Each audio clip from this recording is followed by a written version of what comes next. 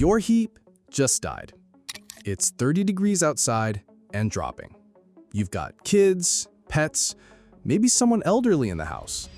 The repair guy can't come for 3 days. Right now, you're facing a choice that could mean the difference between staying warm for pennies or watching your electric bill hit 4 digits. And here's what nobody tells you. Most people make the wrong choice because they don't understand one simple fact about how heating actually works. I'm about to show you exactly which heating method will keep you warm without bankrupting you, why your instincts about emergency heat are probably wrong, and the $300 mistake that 90% of homeowners make when their heat fails. If you're watching this right now because your heat just died, skip to the 2-minute mark for immediate solutions. Everyone else, stick around, because what you're about to learn could save you thousands when disaster strikes. Let's start with the shocking truth about emergency heat. That little switch on your thermostat that says emergency heat or auxiliary heat isn't what you think it is. It's not some special efficient backup system. It's literally the most expensive way to heat your home, bar none. When you flip that switch, you're activating electric resistance strips that work exactly like a giant toaster. No heat pump efficiency, no smart technology, just pure electricity converting to heat at a 1-to-1 ratio. Here's what that means in real numbers. A typical emergency heat system pulls between 5,000 and 20,000 watts. That's 5 to 20 kilowatts every single hour it runs. At the national average of 13 cents per kilowatt hour, you're looking at 65 cents to $2.60 per hour. Run that for 24 hours and you've spent between $15 and $62 in one day. For 3 days, that's $45 to $186 just to keep your house at a livable temperature. But wait, you're thinking, space heaters must be even worse, right? This is where it gets interesting. A standard space heater pulls 1,500 watts. That's 1.5 kilowatts. At the same electricity rate, you're spending 19 cents per hour. Run 2 of them in different rooms, and you're at 38 cents per hour. That's still less than the minimum your emergency heat costs, and way less than what most systems actually use. The math seems obvious. Space heaters win. But here's where most people mess up. They think all space heaters are created equal. They're not. And choosing the wrong type doesn't just waste money, it could burn your house down. Last year, space heaters caused 48,000 fires in the United States. That's 130 fires every single day. The difference between a safe setup and a disaster? Understanding 3 critical factors that nobody talks about. First, circuit capacity. Your standard wall outlet can handle 15 amps. A 1,500-watt space heater pulls 12.5 amps. That leaves just 2.5 amps of headroom.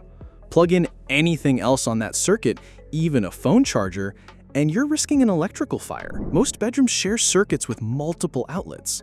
That space heater in your bedroom might be on the same circuit as the bathroom, the hallway, or even another bedroom. When you plug in 2 heaters thinking you're being smart about zone heating, you could be creating a fire hazard. Second, outlet quality. Here's something terrifying. The outlets in your walls degrade over time. The spring tension that holds plugs tight weakens. Connections loosen. Resistance increases. When resistance increases, heat builds up. I've personally seen outlets melt from space heater use in homes less than 10 years old. The heater was working perfectly. The outlet was the problem. If your plug feels even slightly warm after running a space heater for an hour, stop using that outlet immediately. Third, the extension cord death trap. Never, ever run a space heater through an extension cord, not even a heavy-duty one, not even for just a few hours. Extension cords add resistance. Resistance creates heat. Heat melts insulation. Melted insulation causes fires. It's that simple and that deadly. If you can't reach an outlet without an extension cord, you can't use a space heater there. Period. So what's the actual answer when your heat dies? It's not what the HVAC company wants you to hear. The optimal solution combines strategic space heating with minimal emergency heat use. Here's the exact strategy that keeps you warm while minimizing costs and fire risk. Step 1. Create a warm zone. Choose 1 or 2 rooms to heat. Ideally, pick rooms on the same floor. sharing walls with the fewest windows. Close off unused rooms completely. Stuff towels under doors. Hang blankets over doorways. You're not heating your whole house anymore. You're creating a livable island of warmth. Step 2. Use emergency heat as base load only. Set your thermostat to 55 degrees. This prevents pipes from freezing while using minimal emergency heat. At 55 degrees, your emergency heat might only run 4 to 6 hours per day instead of constantly. That cuts your daily cost from $60 to about $15. Step 3. Supplement with safe space heating. Use one 1500-watt heater per room in your warm zone. Plug directly into wall outlets. Never daisy chain rooms on the same circuit. Place heaters 3 feet from anything flammable. Use models with tip-over protection and automatic shutoffs. Run them on timers so they cycle on and off, preventing continuous draw. Step 4. Maximize passive heating. Open curtains on south-facing windows during the day. Close all curtains at night. Cook meals that require oven use. A 400-degree oven adds significant heat to adjacent rooms. Baking bread or roasting vegetables serves double duty. You eat and heat simultaneously. Step 5. Body heat multiplication. This sounds primitive, but it works. Gather everyone in one room for activities. 4 people generate as much heat as a small space heater. Add pets, and you've got even more free BTUs. Watch movies together, play board games, read books. The family bonding is a bonus. But here's what changes everything. The real cost isn't just electricity, it's the cascade of expenses from making the wrong choice.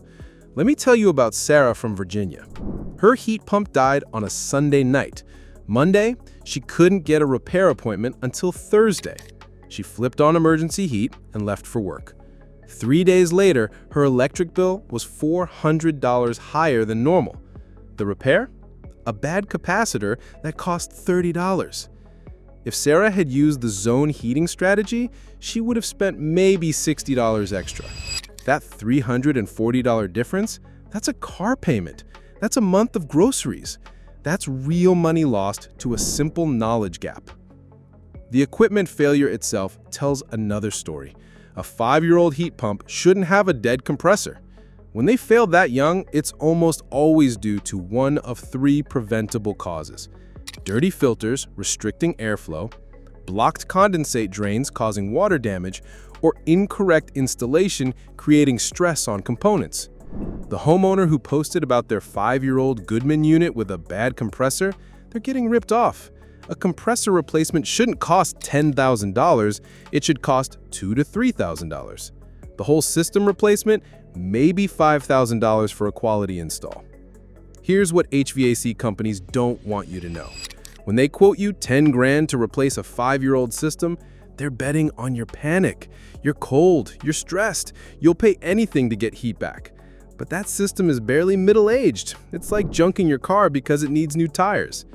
The bacteria story they told that homeowner, classic upsell technique. Every system has some bacteria. It's almost never a health hazard.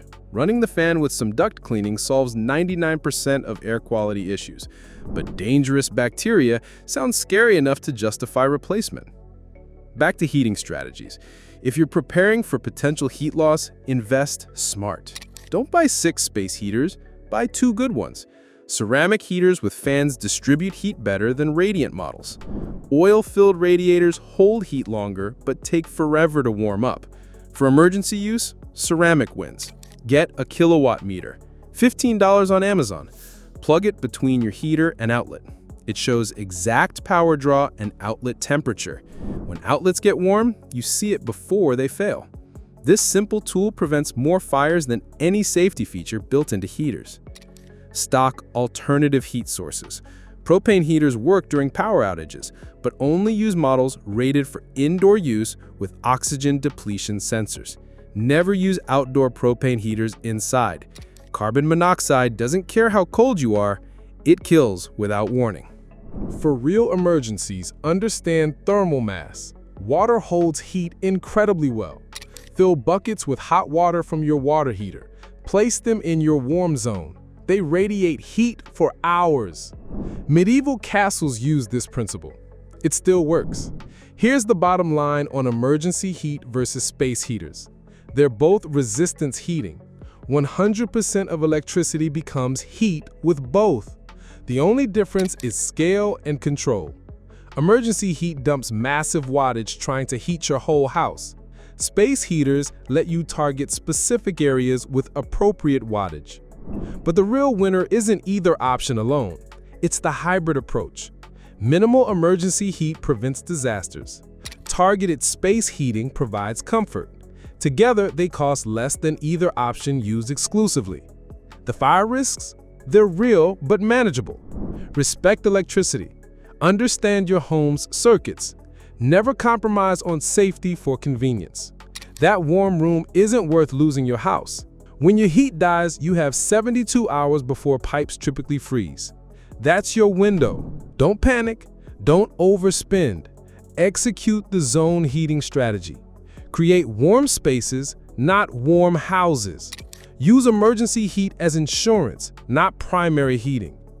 Most importantly, question every HVAC quote.